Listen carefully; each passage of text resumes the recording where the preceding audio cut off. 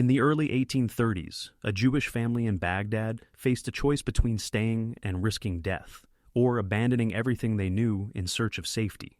Persecuted by local authorities and trapped in a dangerous political climate, they chose exile. They didn't head for Paris, London, or Vienna. Instead, in 1832, they made a surprising decision. They fled east to British-ruled India. Within just a few decades, this refugee family would be compared to one of the most powerful banking dynasties on earth. People had a nickname for them, the Rothschilds of the East. They were held up as shining examples of success and generosity. They built schools and hospitals, synagogues and libraries. Their donations reshaped the public life of Bombay, now Mumbai. But behind the carefully crafted image of pious benefactors was a brutal reality. The Sassoon family's wealth came from a trade that destroyed communities across Asia, the opium trade. And none of it would have been possible without their close partnership with the British Empire. In this video, we're going to dig into how the Sassoons turned exile into empire, how they leveraged British colonialism to build a narcotics fortune, how philanthropy helped mask the true source of their wealth, and how, eventually, their own internal fractures broke their dynasty apart. Let's start in the present so we understand the scale of what they helped build. Modern Mumbai is one of the richest urban centers in South Asia. It's home to Bollywood studios, major banks, the Bombay Stock Exchange, and the headquarters of giant conglomerates. Its metropolitan economy is worth hundreds of billions of dollars, and its skyline is packed with expensive apartment towers and glass-fronted office blocks. But the road from a colonial port called Bombay to this global metropolis wasn't an accident. It was shaped by trade, empire, and capital, and the Sassoon family was right at the center of that transformation. When the Sassoons fled Baghdad and arrived in Bombay, they had already suffered heavy losses. Their properties and positions in Iraq were gone, but they still had three powerful advantages. They knew how to handle money, they had connections stretching from the Middle East to India, and they understood how to operate within political systems. Bombay, under British rule, was increasingly important as a port city.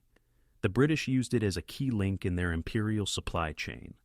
Raw materials from the Indian interior, manufactured goods from Britain, and commodities heading toward China and other markets all passed through its docks.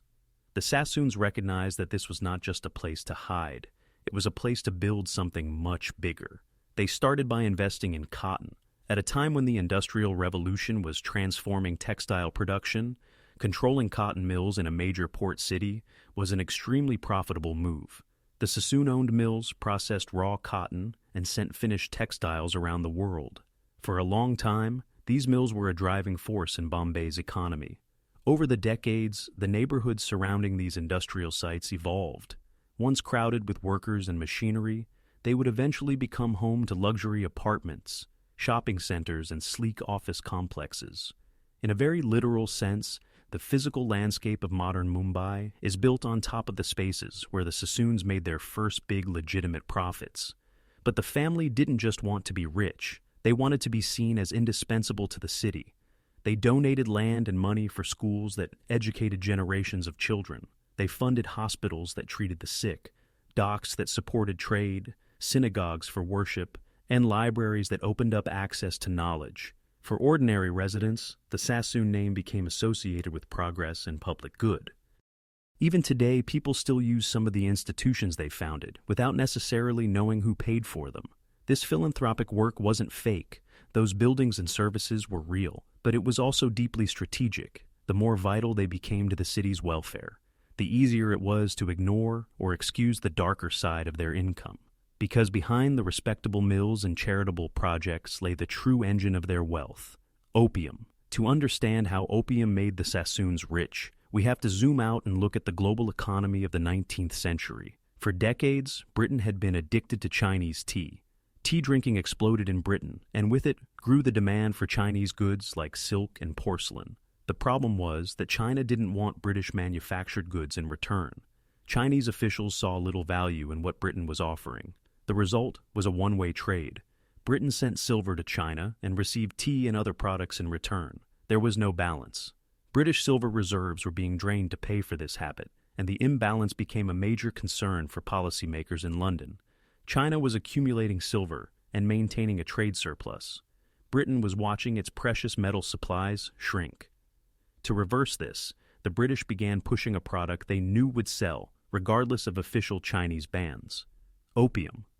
Grown in British-ruled India, opium could be smuggled into China and sold for silver. That silver would then flow back into British hands, offsetting the cost of tea imports.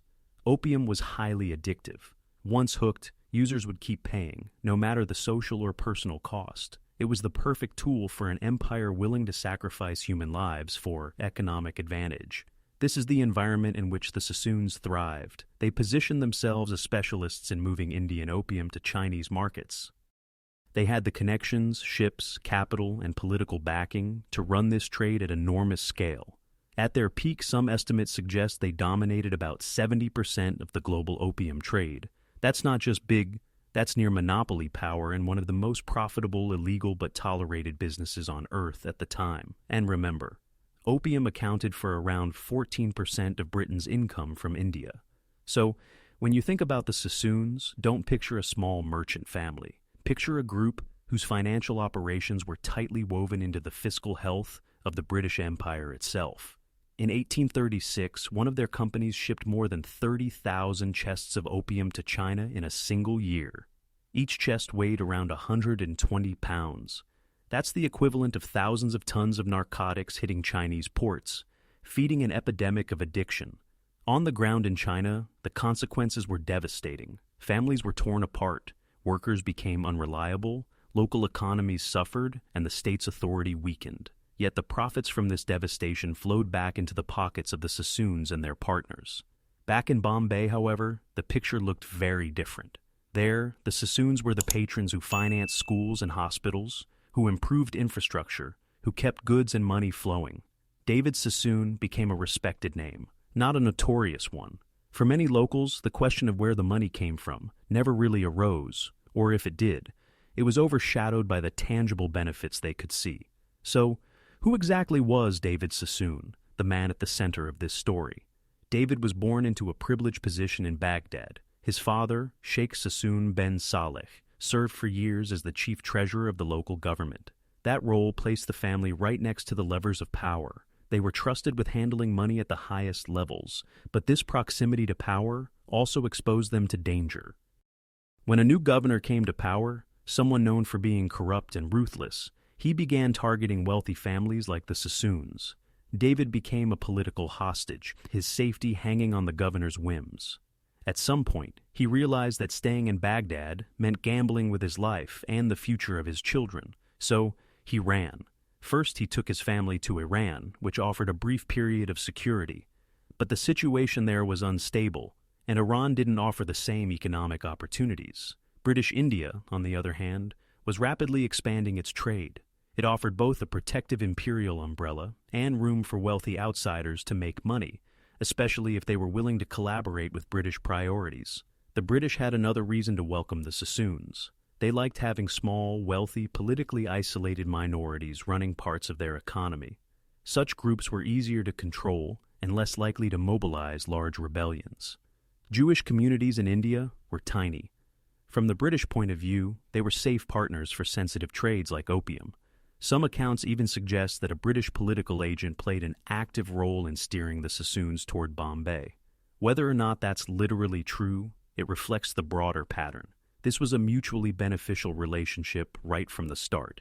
Crucially, David did not arrive empty-handed. He brought with him a web of merchants and financiers from across the Middle East, a network his father had spent years cultivating.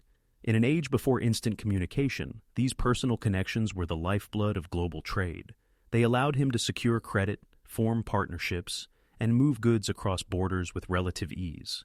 He also understood politics. From his experience in Baghdad, he knew how to align economic interests with political power. In Bombay, he consistently positioned himself as a loyal ally of the British Empire. He supported imperial initiatives, aligned his trade with their strategic goals, and in return, gained their protection and trust. David kept a close eye on British military campaigns and diplomatic moves. Every new treaty, every newly opened port, every war that reshaped trade routes could be turned into an opportunity. He invested in sectors and regions where the empire was expanding its grip. The opening of China to foreign trade, especially through the violent Opium Wars, became the family's biggest opportunity yet. The Opium Wars themselves were essentially about this. Would China be forced to accept opium and open its ports on terms dictated by Britain? China tried to crack down on opium imports. Officials seized and burned opium stocks, tried to restrict foreign merchants, and pushed back against the expanding Western presence. Britain responded with war. The result was a series of humiliating defeats for China. The treaties that followed forced the Qing government to open more ports, tolerate the opium trade, grant extraterritorial rights to foreigners, and hand over territories such as Hong Kong. For Imperial Britain, this was a victory that fused economic gain with geopolitical dominance. For the Sassoons, it meant that the world's most populous market was now easier and safer to flood with their main product. Opium exports surged. The Sassoon businesses took full advantage, increasing the volume of their shipments to nearly 59,000 chests at one point. The family's profits soared, allowing them to expand not only in Bombay and China, but also in Europe and America. Albert, also known as Abdullah, Sassoon, David's son, took charge after his father's death and guided the empire through this period of explosive growth. His achievements weren't just financial, they were also symbolic.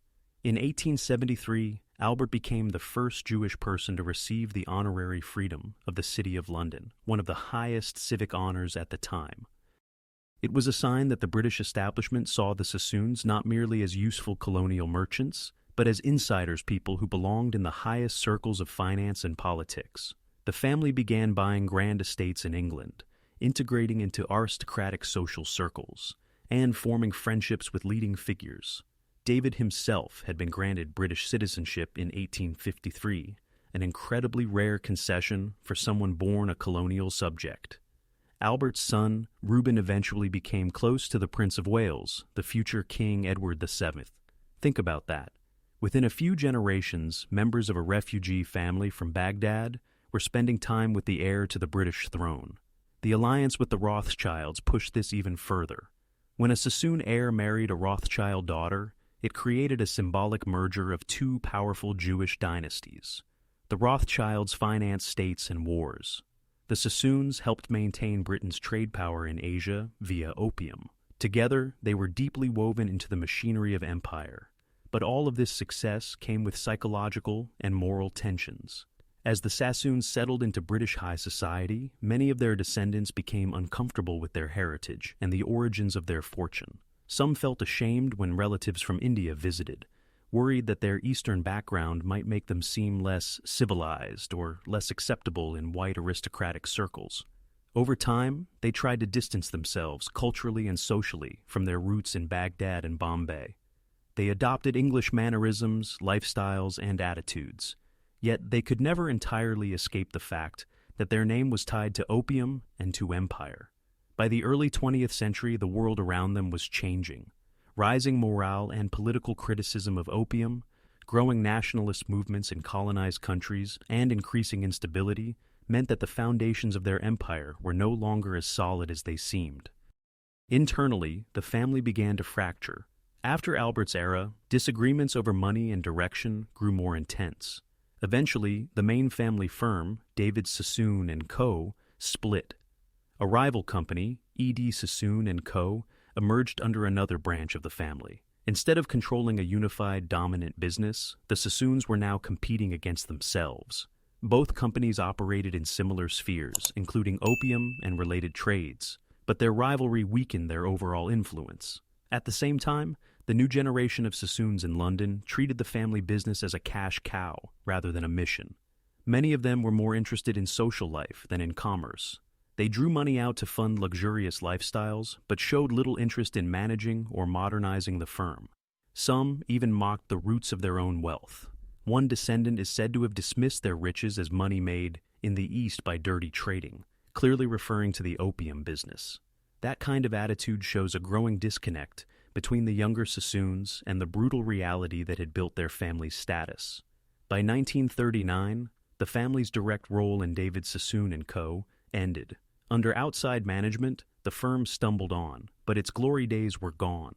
By the 1980s, regulators considered some of its leaders totally unfit to run a company. It was a sad echo of what had once been the beating heart of a global empire.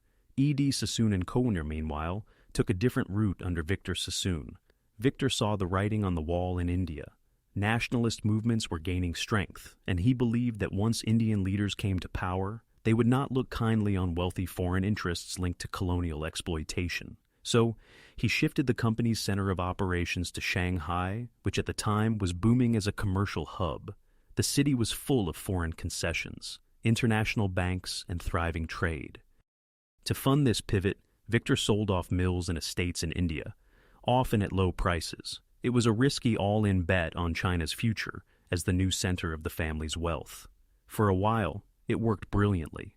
By the mid-1930s, Victor was widely regarded as Shanghai's biggest real estate owner. Contemporary estimates put the value of his properties at well over $1 billion in today's terms. Then history took another dramatic turn.